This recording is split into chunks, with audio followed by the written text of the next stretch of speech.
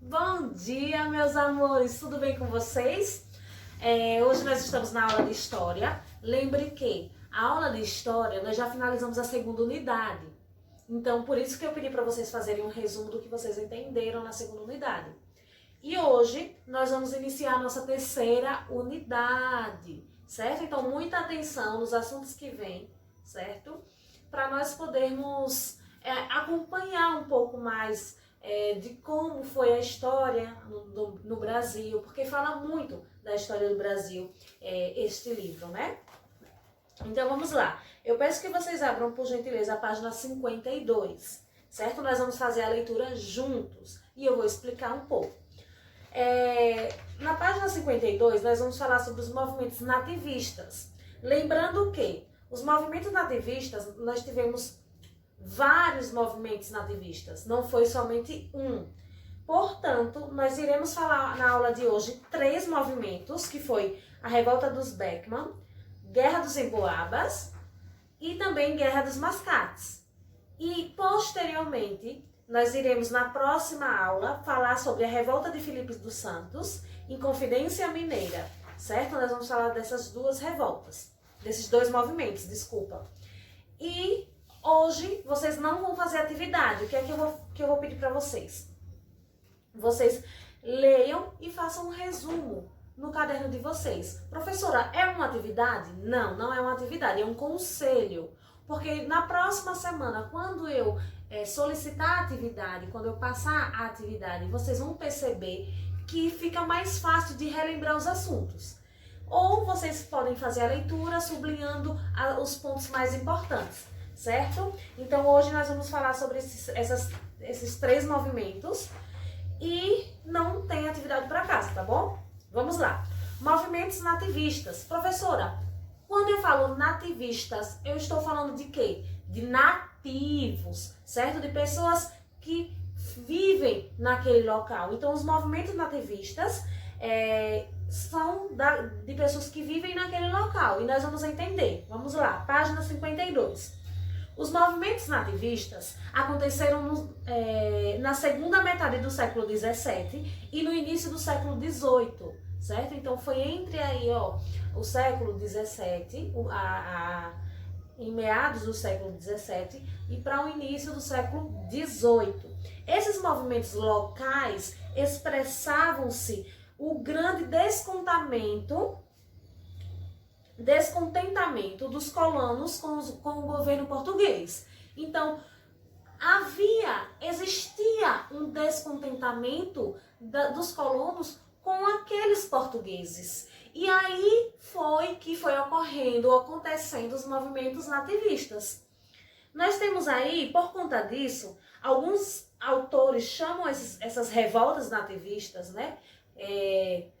Por que nativistas? Porque os nativos revoltavam-se contra os estrangeiros, que eram os portugueses. Vamos lá? Vamos ouvir um pouco da história da Revolta dos Beckman. Veja, movimento nativista ocorrido no Maranhão em 1684. Então, esse movimento aconteceu em 1684, liderado por 2 irmãos, Manuel e Tomás Beckman, certo? Por que, professora, teve essa revolta? Nós já sabemos que a revolta dos Beckman tem esse nome porque estava sendo liderado pelos 2 irmãos que tinham esse sobrenome. Então, por conta disso, tem esse nome, do movimento Revolta dos Beckman. E por que aconteceu isso? Qual foi a causa dessa revolta? Então, o desentendimento dos colonos com a Companhia de Comércio do Maranhão já vinha sendo...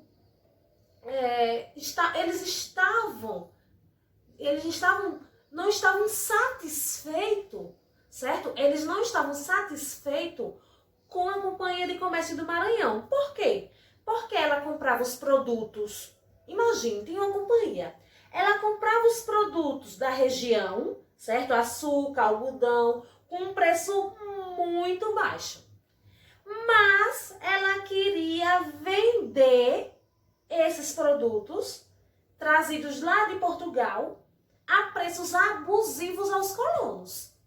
E aí não deu certo. Começou as revoltas, certo? E outro problema é porque faltava mão de obra. Porque Portugal, ele disse assim, o governo de Portugal, né? Ele tinha feito um acordo com os colonos de mandar todo ano 500 escravos para o Maranhão. Só que teve um problema. Eles prometeram, mas não cumpriram. Então, como eles prometeram e não cumpriram, a solução era escravizar quem? Os indígenas. Porque se os escravos não estavam vindo, quem iria colocar como mão de obra? Eles pensavam os indígenas. Então, essa atitude de escravizar os indígenas não era permitido pelos jesuítas. Vocês lembram que os jesuítas tentaram convencer aos indígenas a se aliarem lá nos holandeses, na invasão holandesa, na francesa? Lembra desse movimento, desse momento? Então, essa atitude de escravizar os indígenas não era permitida pelos jesuítas. E o que aconteceu? Eles lutavam contra esse tipo de escravidão. Os jesuítas sempre não. Os jesuítas, nessa época, lutavam contra esse tipo de escravidão, de escravizar os indígenas. E aí, todos os atos têm uma consequência. Teve a causa e nós vamos agora ouvir a consequência. A consequência é que os revoltosos invadiram o colégio dos jesuítas e eles começaram a agredir os padres e começaram a quebrar, foi tudo. Eles invadiram lá, agrediram padres, quebraram tudo. E o mesmo eles fizeram com a Companhia do Comércio. Porque lembra que a Companhia do Comércio estava comprando os produtos mais baratos e quando chegava aqui queria vender mais caros? Então, e com preços muito abusivos, né? Então aí eles prenderam o governador, que era Manuel Beckmann, que assumiu o governo, certo? Ele prendeu o governador e Manuel Beckmann, a revolta dos Beckmann, certo? Assumiu o governo. E aí, como terminou? Depois de um ano, após um ano, o governo português mandou um novo governador, que enfrentou e derrotou Manuel Beckmann, condenado à morte e enforcado. Então, um dos irmãos foi condenado à morte e enforcado. Por quê? Porque teve todo esse movimento, eles prenderam o governador que estava assumindo naquele local, e ele, Manuel Beckmann, assumiu o governo. E aí Portugal disse, não, eu vou mandar um novo governador, e esse novo governador derrotou Manuel, certo? E foi condenado à morte e enforcado. Então isso é um pouco aí da revolta dos Beckmann. Agora nós vamos ouvir um pouco da Guerra dos Emboabas, que também foi um movimento nativista. Lembrando, um movimento nativista é onde os nativos estão se revoltando contra os estrangeiros, ou seja, contra os portugueses, certo? Então, Guerra dos Emboabas.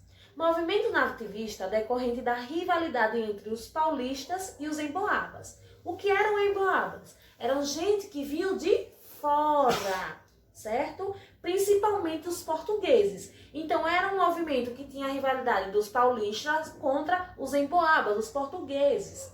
Os emboabas eram liderados por Manuel Nunes Viana. Vinha lá aqueles emboabas portugueses e tinha um líder, Manuel Nunes Viana, certo? E esse movimento ocorreu lá em Minas Gerais, no ano de 1708 a 1709. Então nós percebemos aí que esse movimento durou um ano. Qual foi a causa, professora? Os bandeirantes paulistas achavam que as minas deveriam pertencer apenas aos paulistas. Por quê? Porque foram eles que descobriram o ouro. Então, como eles descobriram o ouro, eles pensaram, não, deve pertencer somente a nós, paulistas. E aí, a cada dia, chegava muitas pessoas que vinham de fora para explorar o ouro. E aí os paulistas ficaram revoltados. Vinha tanta gente, mas tanta gente, que os paulistas ficaram revoltados. E aí toda a causa tem uma consequência. O que foi a consequência?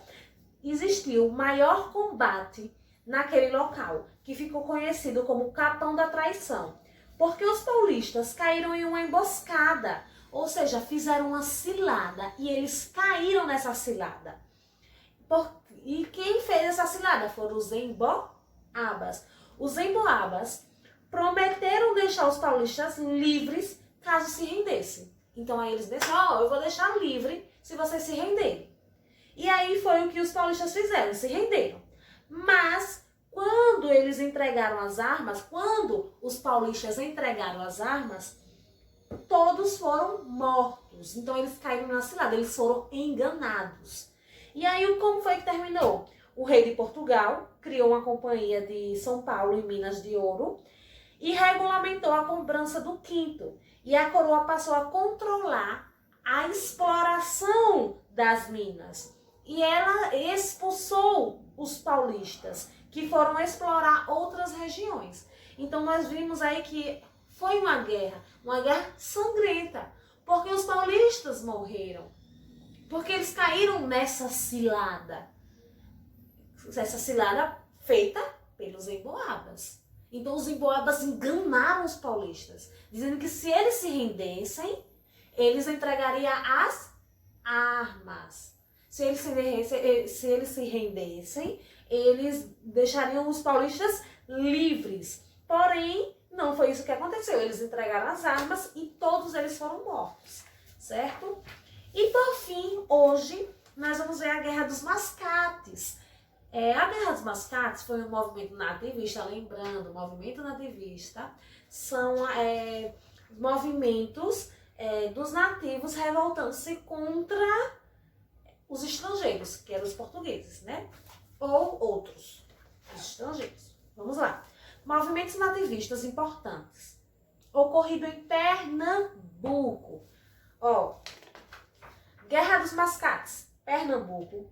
Emboabas, Minas Gerais. E Revolta dos Beckmans no Maranhão. Vamos nos atentarmos aos locais e as datas, certo? Vamos prestar muita atenção.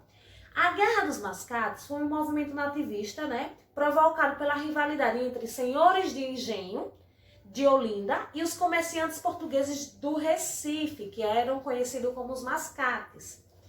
E aí nós tínhamos uns chefes, certo? Os olindenses, que eram senhores de engenho, e os mascates, que eram os portugueses do Recife. E o que foi que causou toda essa guerra? Olinda era a sede da capitania de Pernambuco. Seus habitantes, em grande maioria, eram ricos senhores de engenho. Então, os habitantes de Olinda, certo? Os habitantes da capitania de Pernambuco eram ricos senhores de engenho. O Recife era habitado por comerciantes portugueses, os mascates. Nessa época, mesmo com açúcar em decadência, certo? Olinda procurava conservar seus privilégios políticos. Mesmo com a cana-de-açúcar em decadência caindo, certo? Olinda, ela procurava manter aqueles privilégios políticos, certo? Então, Recife era politicamente subordinada às leis que partiram de Olinda. Os mascates solicitaram ao rei a elevação de Recife à categoria de vila. Então ele foi lá, senhor rei, tem como elevar Recife como uma vila, à categoria de vila? O rei atendeu a solicitação e demarcou os limites entre Olinda e Recife. Mas quando demarcou os limites, houve uma consequência, né? Os olindenses, eles sentiram-se prejudicados, certo? Com a demarcação. Por quê? Porque eles perceberam que ia ter uma diferença. Então, eles se sentiram muito prejudicados, porque o rei colocou limites, certo? E aí, eles revoltados, muito revoltados, invadiram Recife e lançaram a ideia de um governo independente. E com isso, além disso, eles também quebraram o Pelourinho, que era símbolo de autoridade, certo? E poder. E aí como foi que terminou? Portugal nomeou um novo governador para Pernambuco, que ordenou a prisão dos principais líderes do movimento. E as lutas se dissolveram. Lá em 1712, Recife tornou a sede da capitania de Pernambuco. Então, antigamente era Olinda. E aí, em seguida, nós percebemos que Recife, ela tornou-se a sede da capitania de Pernambuco. Hoje nós vamos ficar com esses três movimentos nativistas. Na próxima aula, nós vamos ver a revolta de Filipe dos Santos e a Inconfidência Mineira, certo? Então, um cheiro e até mais!